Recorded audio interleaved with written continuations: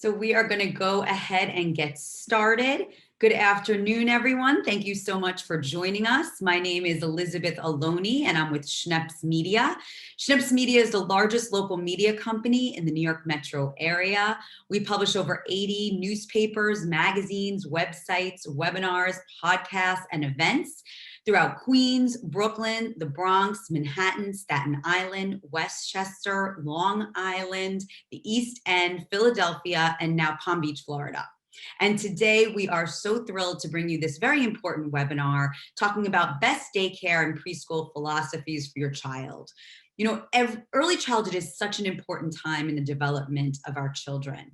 And today we're joined by two experts to help us understand preschool and daycare philosophies and how to select the right one for your child. So let me go ahead and introduce our panelists. First, I'm very happy to introduce Lynne Mueller, who is the Director of Learning at Vivvi. Lynne works to continuously develop and expand Vivvi's inquiry-based learning model. She oversees the implementation of curriculum across the Vivvi network of campus and in-home programs. Lynne's work with Vivvi's teachers and children supports each student's potential as a curious and motivated learner. She has a rich and diverse experience in early childhood education, most notably as Director of Education at the International Preschools. Welcome, Lynne. Thank you very much. Absolutely. And next, please welcome Gretchen Richer, Director of Family Experience at Vivvi. Gretchen works closely with the school team to create a seamless transition into Vivvi's program for families and assure that each moment of their journey is met with all the necessary information and resources. Gretchen also commemorates each family milestone in conjunction with the school team and oversees parent-facing communications and programming. Prior to joining Vivvi, Gretchen oversaw the design and delivery of Union Square Hospitality Group's internal and external learning and development programs. Welcome, Gretchen. Thank you for having us today. So excited. Absolutely, absolutely. So please go ahead and share your screen and share with us some of the great information that you have for us today. All right, we'll do that right now. Okay, making it official. All right, well, Elizabeth, thank you so much. On behalf of New York Family and Schneps Media, we are so happy to be here today. And of course, get started on what we know will be a really great discussion on a topic that's near and dear to our hearts. Before we begin, I just want to share that Vivvi itself as an organization is on a mission to reinvent childcare and early learning for today's families. And we're doing so in a couple different ways. In New York, our 3 campuses and growing specialize in learning and care for children 6 weeks to 5 years. And then nationally, our in-home programs, which really take our teachers and everything about the school model and place it inside your home, expands our coverage to meet families literally wherever they are. I'm also the parent of a 4-year-old, Noah. You can see here, he attends Vivvi currently, and so the content is certainly on top of my mind as a mother as well. And before I turn it over to Lynne, who's really going to talk through some of these philosophies, I'll just share a little bit more about our agenda and some things to consider outside of the school philosophies as you research early childhood learning programs. So we're going to start with just thinking holistically about early learning in your family. What else are you probably considering and should consider in addition to the right daycare and childcare learning philosophies? We will then move into those philosophies. What are the common approaches? Lynne will really share with us those common approaches you'll see in many daycare and preschool settings. We'll share a little bit about our learning model, the inquiry learning model, and how we take some of all of those best practices and combine them into our school. And then, of course, we'll leave some time for Q&A. And now just kind of starting top of mind, really having a global idea of thinking through your family's learning experience and your family. Everyone is unique, everyone's situation is unique, but I think a lot of these factors are important to take into consideration. So thinking about the logistics, just want to name that geography is a really important thing to consider. I think many of our attendees are from the tri-state area, but really making sure that the things that you're interested in are in your geographical area. So you might fall in love with a particular approach or a particular school or particular style, but it might be out of your area, or the commute time might be unrealistic. So just matching that geography up with your needs. Other things to consider: budget and offerings. Preschool and childcare centers vary in pricing, and you want to consider what's realistic within your family budget, and then what all do you get for the offerings that the schools have. And then your particular schedule and needs, both for you and for your family. Some preschools offer a really fantastic learning environment and philosophy, but potentially are closed for large chunks of time in the summer or the holidays, or they might not offer before or after care. So in addition to the learning style, you want to understand, how does that learning take place across the year? One thing that Vivvi does that's a really awesome combination is that we do have a very specific learning approach, but we are open for extended hours to be flexible for our working parents' needs. And then be open to all philosophies and trust your gut. All of the philosophies that we're going to talk about today have really wonderful components to them, but likely you're also going to be considering a combination of the space, the physical space, the faculty, the team, the community, both inside the school and the parent community. They'll all play really important factors in choosing the school. So making sure you feel good about them, that your gut feels good about them. School tours, faculty meetings, meeting with the head of school are all really great ways to not only gauge the learning approach and understand more about the curriculum, but really understand the quality of the care and the culture. And from that, I'll turn it over to Lynne. Thanks, Gretchen. First, welcome everyone. Love talking about my favorite topic, about early childhood philosophies. And I just want to say, before we get into it, you might have your heart set on a specific school or a specific philosophy. You might have heard stuff from your friends, things that you have read.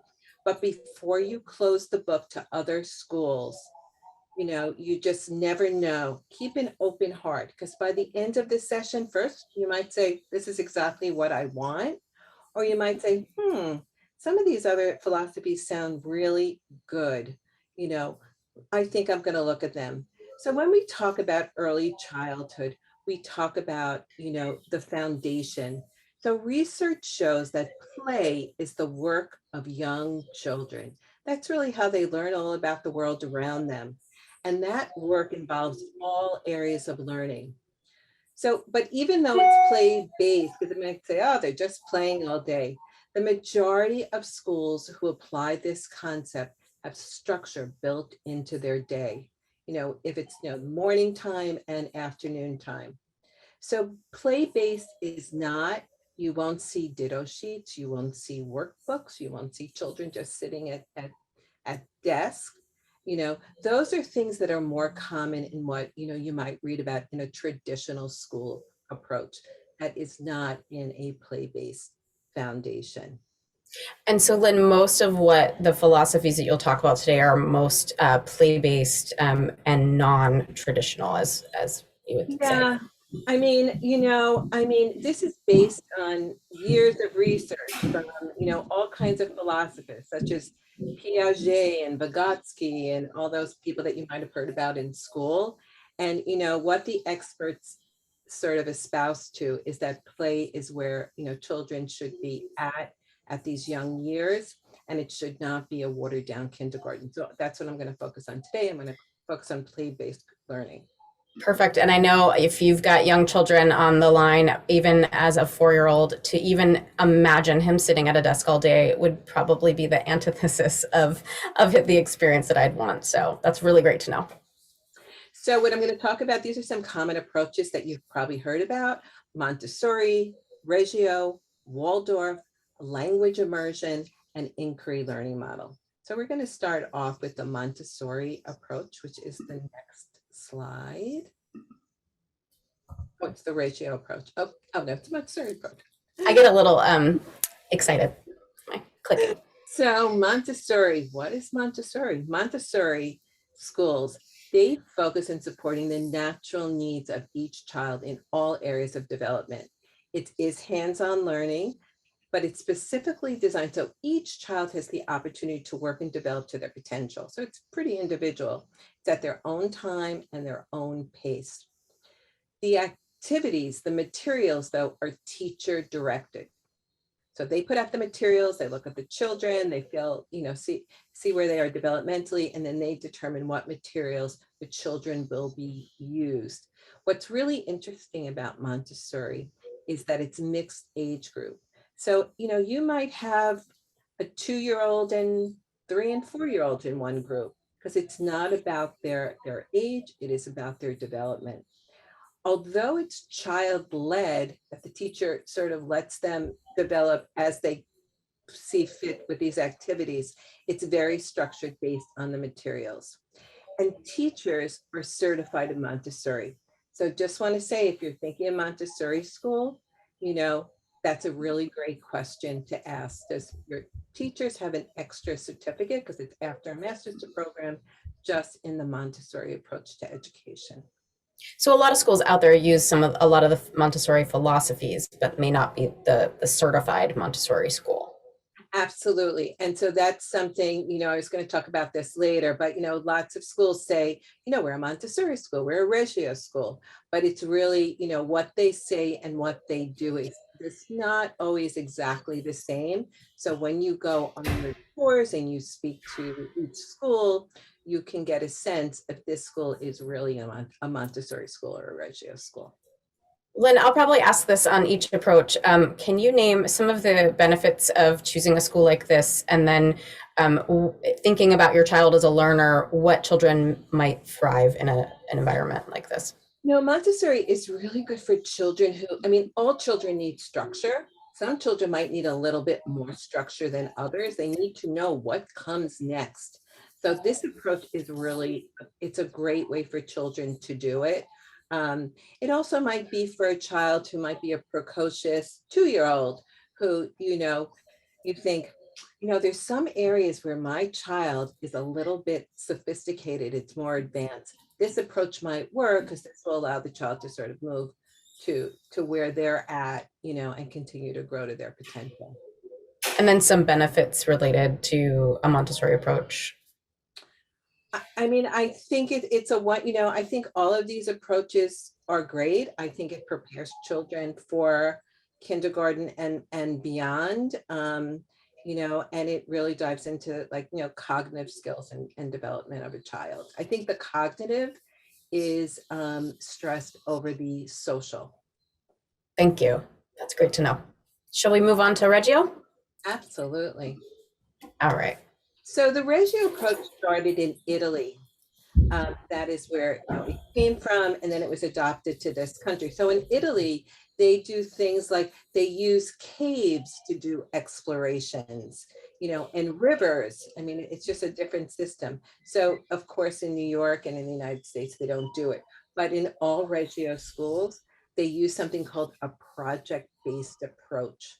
What is a project-based approach? It's an approach where they take a topic and children can study it for a month, or they might study it for a year. There was a study from Italy where they talked about bats and learned about bats for an entire year. The curriculum topics are driven by the interest of the students. So this approach is teacher facilitated versus teacher directed, which is more of a Montessori approach. The environment is very important to the Reggio approach. It's called the third teacher. They've coined that phrase. So what is the third teacher? So besides children learning, through materials, what's important in the Reggio approach is, their interactions with friends and materials. So everything in the classroom will fit the child's needs. There will be designated centers, because that really helps to define structure for children as they go on. There's signage all over. Signage, there's words and there's pictures throughout every classroom, to support reading. It's sort of an organic way to learn, I would say. And the artwork is at eye level. So children can really see their accomplishments and they can see what their friends do.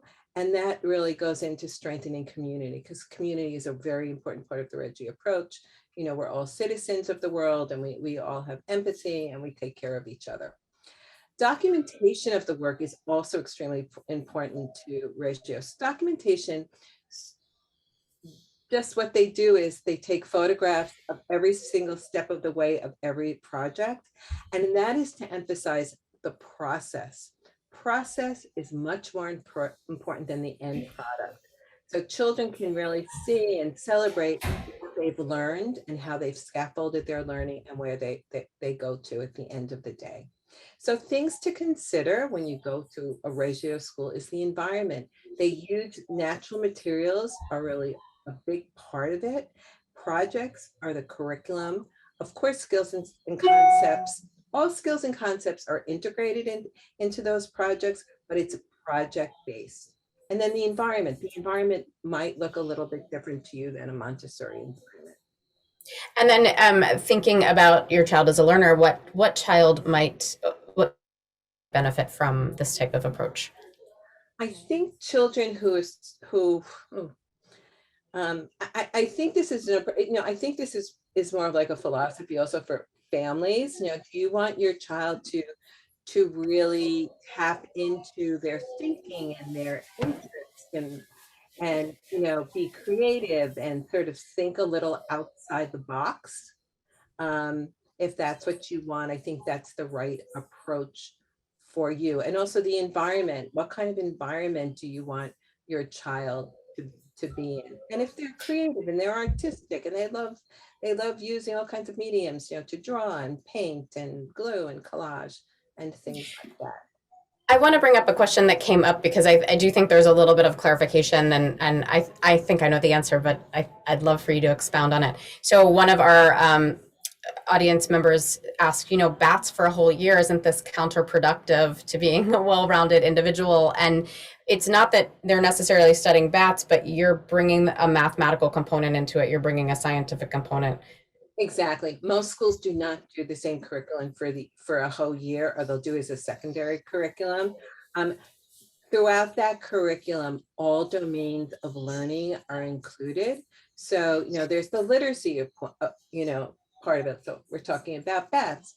Maybe we should write stories about bats and do research. Research is something that's really important for later on. And then from learning about bats, maybe they start learning about I don't know anything about bats, so I'm going up here on a ledge. They're learning about nighttime and daytime. They're learning about the cycles of the moon, right? They're bringing in math, yeah.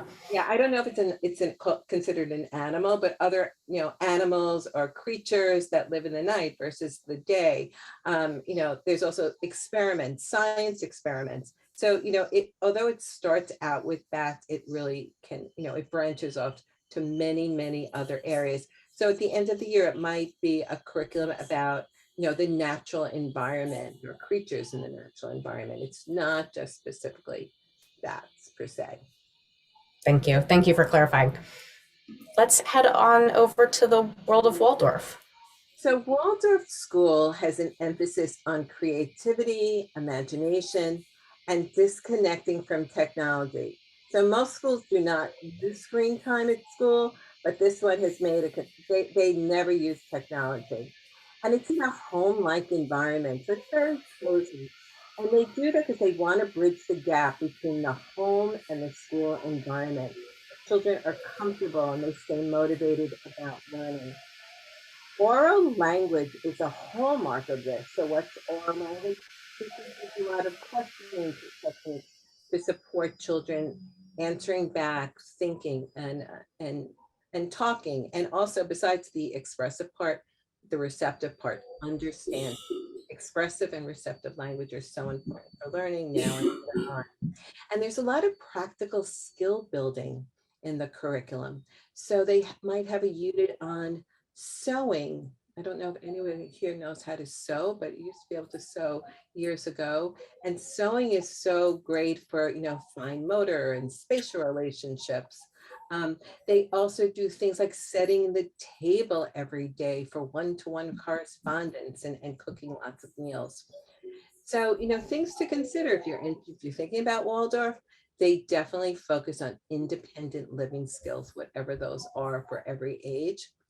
And the children and the teachers stay together for more than 1 year. because it really creates this home-like family environment. And the advantage to that is teachers really know their children. They start at whatever age, 1-year-olds until 4-year-olds. They have a much different kind of connection than those children who have teachers who, they have different teachers every year. And Lynn, would you say that Waldorf as a strict philosophy in this area is not as common, but as an incorporation of components of preschools are inside? It is not that common. I mean, I know of in Manhattan, there's just one school. There might be others across the country, but a lot of these different criteria are incorporated in other schools, and all of them are very important and valid for young children and learning. Thank you. Now we're going to talk about language immersion. So if you're thinking of exposing your children to 2 languages, there's 2 different approaches to this, so just keep it in mind. So some schools, whatever the language, use one language in the morning for all their work and all their time, and then they use another language in the afternoon. Or every other day, one day they'll be, the second language, one day they'll be English. So that's one approach. Another approach is all instruction every single day is in the language of concentration. So you might say, how is my child going to understand that? I have seen it in action. I actually, was involved in a school with this, and children are they're sponges. And, if they keep on, it's all about repetition and using body language, and children do get it when it is just a total immersion program. Now, if you're considering a language immersion program, you should also have think about what philosophy this school is using, because every single language immersion program uses different philosophies. So you can go back to those other philosophies and see how they are doing it. Ask about how the second language is taught. If it's a traditional way, if it's a more play-based way, and the instructional techniques used, and also if the teachers, who are teaching the second language are native born speakers. Not that it really matters, it's just more, information, or, if it's also their second language. Thank you. Good things to consider. And then we come to the Vivvi approach. So what Vivvi has done is they've taken the best of all of these highly regarded philosophies and tied them together to create the inquiry model. So I'm just going to give you some examples. So, at Vivvi, like at Reggio schools, each topic that children study, they do it for an extended period of time, not for a year, they do it for about a month. And the reason they do that is because at Vivvi, we really feel that really to support learning on a deeper way, you need to have more than like a week of doing something. Some schools will have, what we call an in the box curriculum. One week they do dinosaurs, next week they do spring. How much do children learn in 5 days about dinosaurs versus if they did dinosaurs for a month? I'm sure they can get much more information and much more knowledge that they could use later. And all of this, higher level thinking and knowledge really supports later on in kindergarten and beyond sophisticated concepts that they need. And like all the programs, all of the what we call domains of learning, if it's, the academic ones, literacy, science, math, and also social emotional, they're all integrated throughout the day. So in this model, children have a voice in the topics they learn about. I mean, that's really important. And that's part of, that's like the Reggio approach in a way. And, we don't an in the box curriculum, as I said, it's more about creating curriculum every month. And like Waldorf, oral language is a really key component. So our teachers at Vivvi are trained to use what we call inquiry open-ended questioning versus closed-ended questions. So for instance, rather than saying, what color shirt are you wearing today? The child doesn't know what color shirt it is. They're not going to be able to answer that question and they won't feel successful. We might say, oh, I see you're wearing a red shirt. So if they don't know it's red, now they do. Let's go find some other red things. And through that kind of inquiry, questioning, open-ended, they will understand by the end of the day what red is versus, and feel really good about themselves. Because it's very important, Vivvi, that every day children leave school and they feel successful as a learner and a thinker. So the best way for me to explain that model is by showing you this. So this is how it works. So, at the top you see, children are playing and teachers observe what they're doing. And as they're observing, they're listening to the questions that they ask each other. They're observing what materials are interesting to each other. They're looking at what skills they might still need some help with, such as, maybe some are having a hard time putting the Lego pieces together. So they've got to work a little bit more on fine motor, or maybe they have children that, are having a hard time self-regulating. So maybe like we'll add some Play-Doh activities, which are really soothing and calming. And then they take this information and then they use something that we have developed called the learning domains, which is all of these areas of learning, or some philosophies call them developmental milestones. And then they create activities based on children's interests and what they need. And then we create a web. So on the right side of the page, you'll see a web, and I'm just going to talk about it. So this happened in a class. I think they were like 2 and 3 years old. And next door, there were infants. And every day they would be talking about these babies, and they would be, wanting to know their names and what they ate. So the teacher said, maybe we should create a curriculum about babies, because this was such an interest. So that's exactly what they did. So, in every single center of learning, they created activities with the children based on this theme. So, for instance, in the sensory area, they were washing baby clothes in their baby bathing station, which is the name that the children call this. They named it the baby station, and then they did signage and they wrote out, this is what it is. They used Play-Doh to manipulate things, for size, which was definitely a mathematical skill. In terms of gross motor, they started moving like a baby. I mean, gross motor is as important as anything else for the brain and your vestibular system. So they did a lot of things about a baby. In science, this is one of the favorite projects. They wanted to see what baby food tasted like. So they took regular food and they made it into baby food. And then, so for instance, they did it with carrots and then pureed carrots. And then they did, they did some voting. They did some surveys to see what they liked better. Was it the baby food, or was it the big kid food that they were eating? And there was a lot of math, and there were a lot of graphs going involved. And of course, for fine motor, young children, besides, they need to write, besides holding a pencil, like how did they learn? So, they were dressing babies. When I say babies, they're doll babies. They weren't real babies. We didn't give them that responsibility. They were buttoning things, and they were pulling zippers.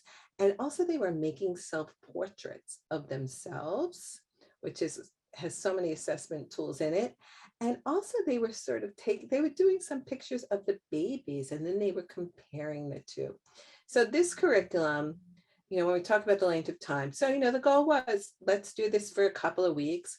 Well, these children were so interested in this that the teachers really couldn't stop this curriculum, and they were learning so much. So they did it for about 6 weeks. And then they started moving on to something else. Probably the children could have did it longer, but it was time to move on. So this is exactly how this works. And at Vivvi, what we call these webs, of what we do every month, we don't keep this to ourselves. We feel it's really important to share it with parents. So parents really know what their children are doing. So when, child gets home from school, and of course you say, so what'd you do today?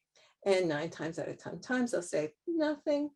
You can go to this web and say, well, I see, in your babies, in your baby bathing station, that there are clothes. Did you wash clothes today or something like that?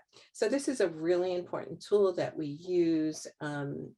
Teachers are trained in how to do it. And it's really, it works and it makes sense. And children are really excited about learning.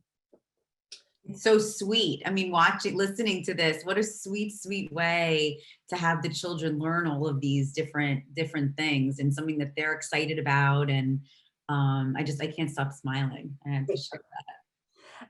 And I have to tell you, when this was happening, I happened to be at this school that was doing at this campus a lot. And I just loved going in the classroom because every time I went in, it was wonderful. It was wonderful to see how engaged these children were in the learning process, and the families also. They were loving it too. So, these are the different approaches, play-based approaches that we've spoken about. And, I hope that this information, helps you start your journey for looking for another school, a school for your child. And, now it's just the fun part, going on tours, looking at the different philosophies and seeing what works for you. So I'm going to pass it back to Gretchen. And Elizabeth, I know you have been probably looking through some questions too, if there are anything you want to start with. Melinda brought up a good point of concern where, some of the schools are still virtual. First of all, I guess, tell me how Vivvi is handling their tours. But, what is your recommendation in that instance where there may be schools that are just doing virtual tours? What do you recommend to parents? Yeah, that's a great question. And I will also say that most of, especially in the New York City area, most of the schools, their jurisdiction is Department of Health. And right now, the advisory has been to keep things as virtual and as no parents necessarily coming in for the tours or the meetings. We do a combination of a lot of things. Lynne, I know you're going to step in at some point. We will do virtual tours where we have a school experience coordinator whose job it is really to literally, figuratively hold the hands of the parents the entire way of their journey, and the tours start with them. Along that journey, it's really important for them to walk into the classrooms, to show you what's happening inside the classrooms, to see what the children are doing, to see what the environment looks like, to have an opportunity to meet with the head of school, to meet with a faculty member. So in addition to seeing it, and obviously being in the space is the best way to see it, but visually, you've got a lot of people that you can talk to as specific resources. And Lynne, I'll have you add on. No, I mean, I'm just going to say, it's definitely a different way to get information, and, it's not the best way, but I mean, our families really, get to see the school. We bring it to the school to life through these tours with an iPad. I mean, the school experience coordinator, she just walks through every single classroom. She shows you everything that's going on. And then, of course, support from everyone else to give you, to answer any questions. I mean, a school should be available to you if you have questions. So there should be, layers of people that you can meet with to get all the information you need before you decide to sign up for a school. And I think it's, oh, sorry. Go ahead, Gretchen. No, that's okay. In addition to the resources, I think it's really great too. We've connected our families with other families who have either started the journey and are older now, or have a very similar experience to those prospective families. And sometimes it's nice to just get the Vivvi experience, and then get an authentic experience that a parent is going through. I love that recommendation. I think that's a really nice way to, you get the experience yourself and speak to the different people like you're saying, and get that the feeling from it and the information from it. And then you also can match that with the parents, so with other parents. So I think that's a really great idea. And speaking along the lines of asking questions, Anna wanted to know, what questions do I ask? Outside of what your philosophy is, what are some key questions a parent should ask? I guess, you want to know their health and safety protocol, what that is. I think that's important. I mean, by now, all schools sort of have a plan, every school is different, how often do they contact you in terms of, if something goes awry, if your child gets injured. Also, how often does the school communicate with you? So And what channel? And what channel? So at Vivvi, we have something called a Bright Wheel app, and every day teachers, communicate with the families about various things. So if it's for an infant, it's different. It's about when they're eating and diapering, and also about activities, versus a preschool classroom where they provide daily updates about what the children did at school. So, because especially if you're not going to be going to school, that's important about updates. You also want to ask about teachers' credentials. Every school is different. Do they have a master's degree in early childhood education? Are they in a work study program?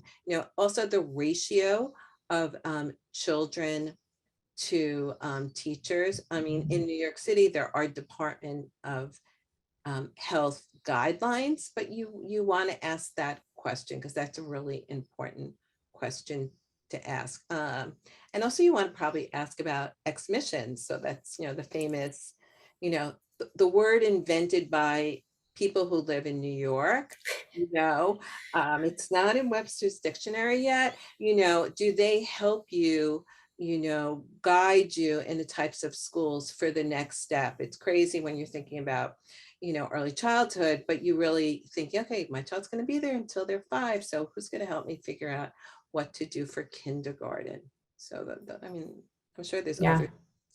I think a sample schedule, being able to provide you with a sample schedule in whatever age group you're interested in, so you can understand. Now I see the philosophy, I see how some activities are brought to life, but what does that look like what's the day-to-day, hour-to-hour that my children are going to be focused on? Good questions. I love what you shared where, with that web, and how you share it with the parents, because I know, now my kids are preteen, teenagers, and I still get what'd you do? Nothing. But being able to have that information to spark a conversation is so wonderful. So, I would certainly ask, how can I connect with my child on a day-to-day basis about what they're learning? Because to me, providing that to parents is such a valuable piece of information in connecting with their children. Yeah, I can just say that Vivvi, this is a unique feature of Vivvi, that because we really, we know how important that connection it is between, parents and the school, and we're partners with them. So it is important to ask, how do parents find out what their children are doing? Terrific, thank you. Jocelyn had a question about children with special needs like autism. Is there a way to find schools that specialize in these type of needs? So if a child has special needs, and the child has therapists, it really depends on where your child is on the spectrum. There are some schools that will accept children with special needs, with what they called a SEIT, a special education itinerant teacher, and that you'd have to find out. If you have a child who has special needs, you should definitely, talk to the people who are giving you therapy. They are the best people to give you a sense on the kind of schools that would work for your child. I just think that that's like the best resource. There's something called the Child Development Center in New York. They can provide you a list of schools, but it's such a specific thing for each child that I would go to the providers and ask them what they think would work. Terrific. And I did put the Vivvi's website in the chat. And I'll also share that as well. But I certainly encourage everyone to go to the website and be able to learn more and connect with you and your team there to be able to speak about their child specifically. Before, these were such great questions, and the two of you are phenomenal. Gretchen, you're going to put me out of business. You're a great mom. I'm in-house only. But I would love for each of you just to kind of share maybe, something special with parents that, maybe that you would share with your friend or your family member as, what would a piece of advice, that jewel of advice that you would give? Gretchen, do you want to just start with that? I know I'm putting you on the spot asking that. No, it's a great, as I'm thinking through, it's a great question. Do not ever be afraid to advocate for yourself or for your child, for your family. I think when I was going to the pediatrician, I was maybe being a little too polite and not saying, I think I need to ask another person, or I need another person to weigh in here. Or when you're on your tours and you're looking for schools and you're finding like, oh shoot, I should have asked that question, or I really do want to understand, I need to communicate with a team member more. I think just being able to know that if you find the right place, they are going to welcome your advocacy, and just never be afraid to ask that question. I love that. That's really fantastic advice. Thank you, Gretchen. Lynn, Yeah, of course. Share your jewel.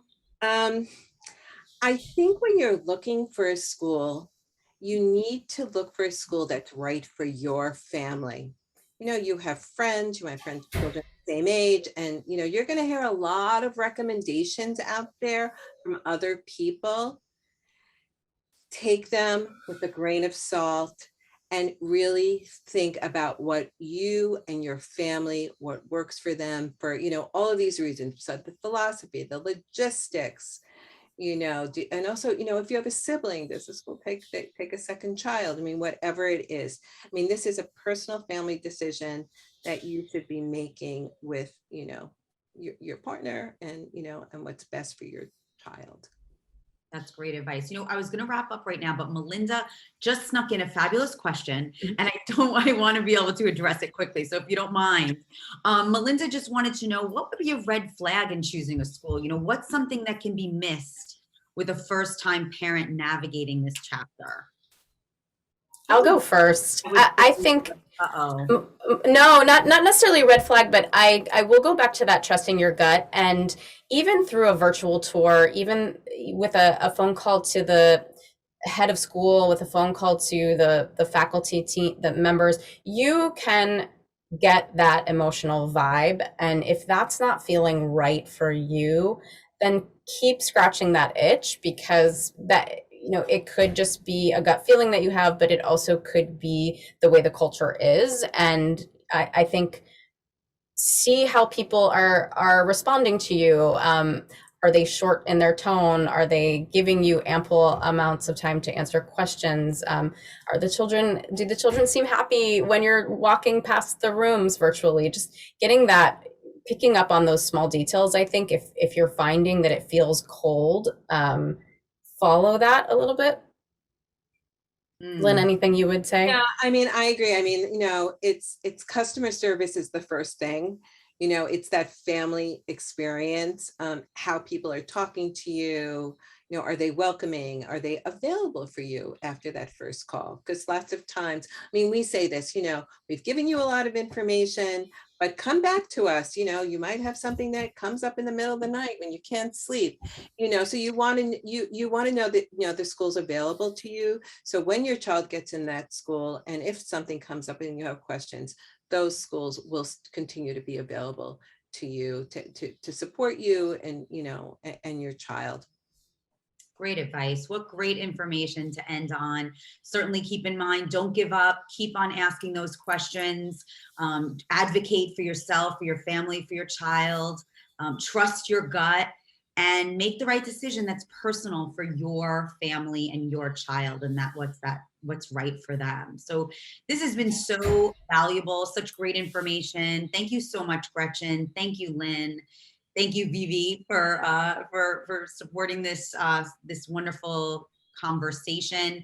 I want to thank all of our attendees for joining us this afternoon. I hope you found it valuable. We will send you an email tomorrow with Vivvi contact information, as well as a link to be able to watch this again. Please feel free to share it with your community. We want to get this great information out there, so share it and share it. And everyone, please stay safe, stay healthy, and we'll look forward to seeing you on a future webinar. Have a great day, everyone. Thanks, everyone. Thank you. Bye-bye. Bye.